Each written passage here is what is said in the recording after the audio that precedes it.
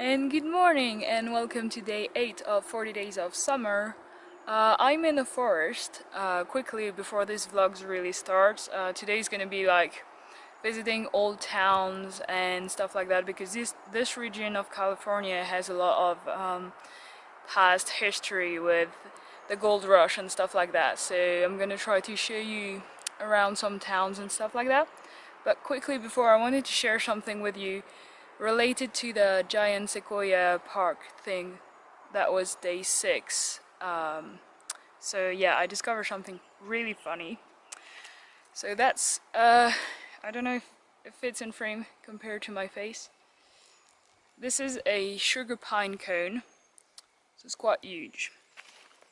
And this, compared to my hand or to my face, this is a giant sequoia cone. This is quite small for such a big tree, but something even more impressive is the seeds. Let me get that out.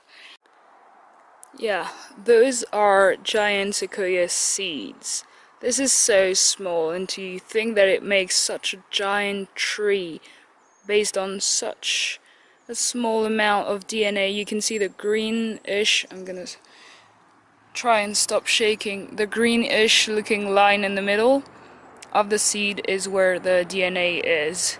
So basically that can somehow create the biggest tree in the world, I think. The giant, oh no, it's not the biggest as in the tallest, it's the biggest as in the largest tree in the world, based on those tiny seeds that comes from these tiny cones compared to the sugar pine one.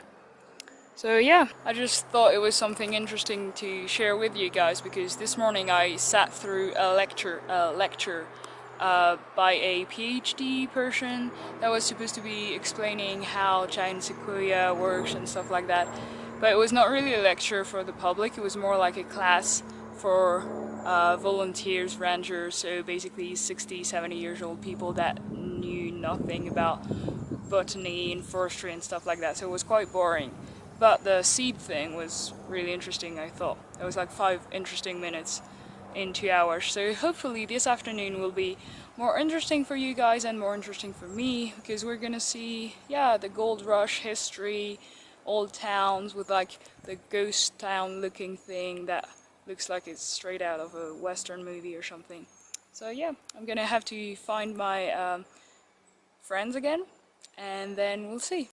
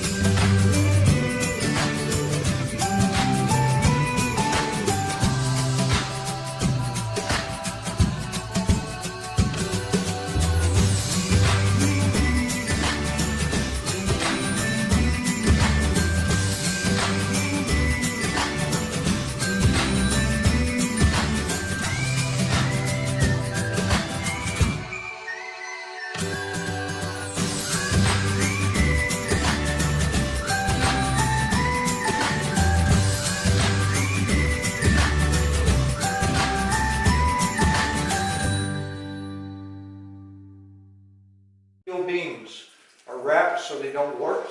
And to protect the wood doors back there, which you could burn through, we have a steel track on each side. There is a fused steel door that drops and seals the room open.